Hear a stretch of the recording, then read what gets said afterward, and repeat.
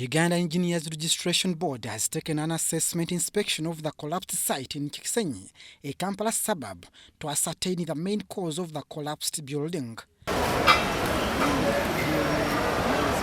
Is that for one reason or the other, the developers move very fast. They build structures very fast for obvious reasons. Because if you got a loan, you want to reap back the money early enough. But because the regulation or the enforcement may not be as good as it is, some key critical things are left out. The board members are choosing supervisors over substandard building materials used at the site. Remaining, we have had people complaining it's also about to go down. So as government, we are going to carry out the tests and then advise on the way forward.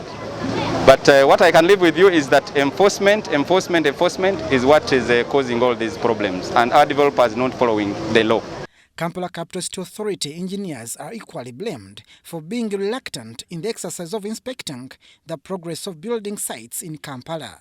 I think the enforcement, and this should be under either the KCCA, who are the authorities here, but also the National Building Review Board.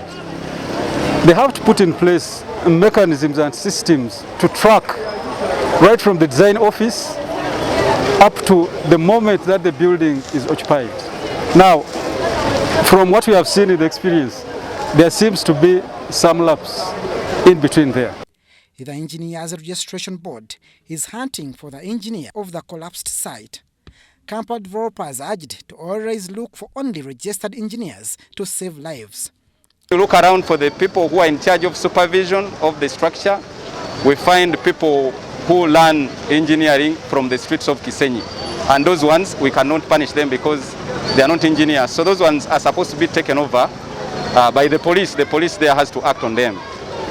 Several buildings have been collapsing, claiming their lives in Kampala, and investigations are instituted. However, no report ever released, and no engineer nor developer ever brought to book. Abdul Nasili Lubwama for UBC News.